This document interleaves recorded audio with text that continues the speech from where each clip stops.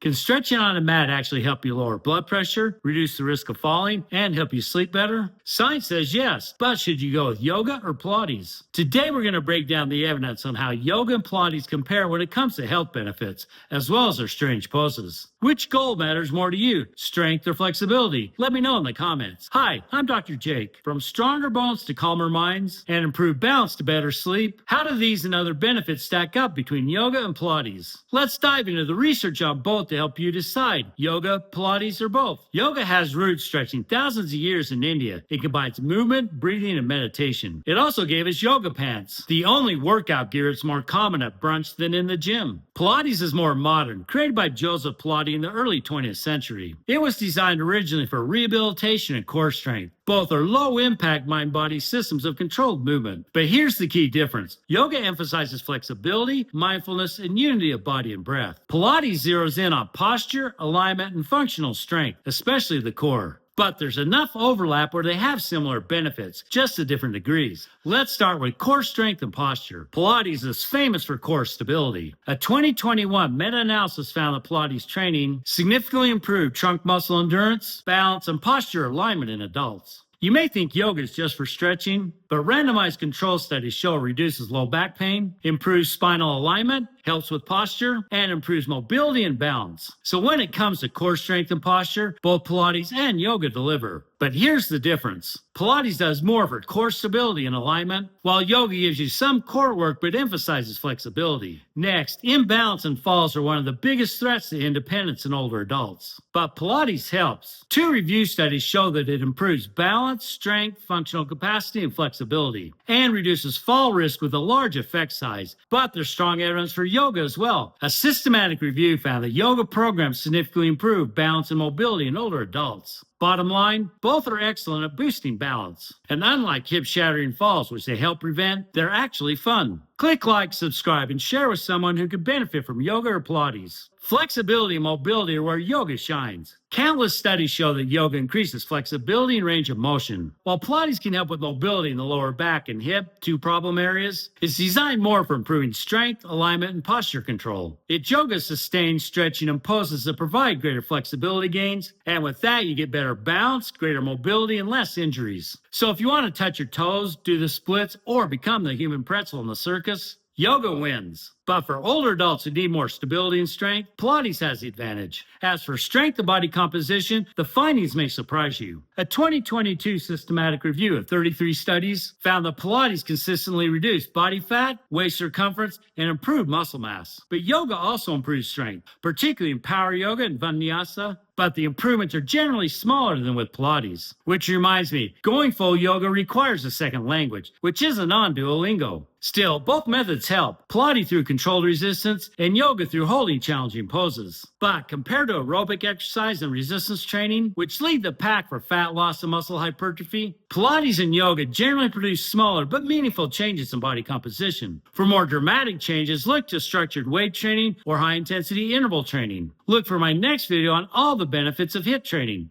Yoga can be good for your bones with its isometric weight-bearing poses like downward dog and triangle, which tug on bones and stimulate remodeling. In contrast, Pilates helps bones with repetitive dynamic loading, especially on machines with springs or mat-based resistance. One study found that Pilates increased bone mineral density in the lumbar spine of postmenopausal women. But neither Pilates nor yoga beat classic bone-building exercises like resistance training or weight-bearing aerobic exercise. Still, for low-impact joint-friendly training, they both help protect bone health to some extent. Do yoga and Pilates count as cardio? Not exactly, but the research shows some cardiovascular benefits. For example, Pilates lowers blood pressure, improves cholesterol, and reduces arterial stiffness in overweight adults. Yoga helps as well. Studies show it lowers resting heart rate, blood pressure, and improves blood glucose in type 2 diabetes. But aerobic training like brisk walking, cycling, or high-intensity interval training is still superior for heart health due to its greater impact on lowering blood pressure and cholesterol than yoga and Pilates. Let's be clear, yoga and Pilates can help, but they shouldn't replace your treadmill time. When it comes to improving mental health and stress, yoga is king. Multiple studies confirm that yoga reduces anxiety, depression, and stress while improving mood. This is likely due to its breathing and meditation elements. Pilates, though less studied in this area, shows improvement in sleep quality, mood, and quality of life. So if mental calm is your goal, go with yoga. But Pilates does give you some psychological benefits, plus muscle soreness to remind you actually worked out. Both yoga and Pilates can easily be adapted to special populations. For example, Pilates helps pregnant women improve pelvic stability and reduce back pain. Yoga programs for cancer survivors reduces fatigue and improves sleep. In children, Pilates boosts motor skills and improves classroom behavior, while yoga in children improves attention and emotional regulation. In fact, there's a role for both in any student K through 12. For older adults, it may be good to begin with a yoga class that emphasizes gentle, slow-paced movements, or Pilates with mat-based exercises or low-resistance work. Science doesn't hit pause, even while we do Shavasana.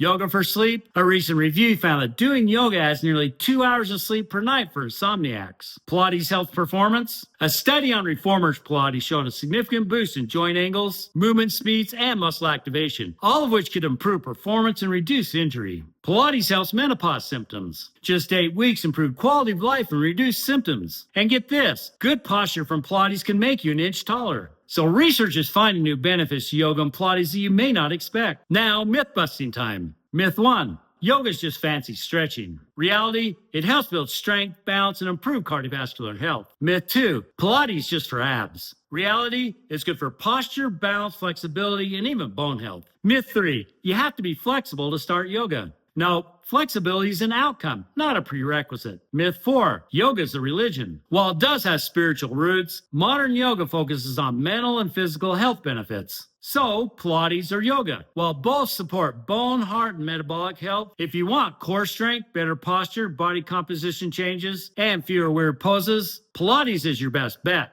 If flexibility, balance, fall prevention, and mobility, not to mention inner calm, are your goals, then yoga is for you. But either way, both are medicine in motion, and best of all, they're sustainable for life. If you found this breakdown helpful, hit like and subscribe. And let me know in the comments, are you team yoga, team Pilates, or both? Thanks for watching. And as always, my answers come from peer-reviewed research.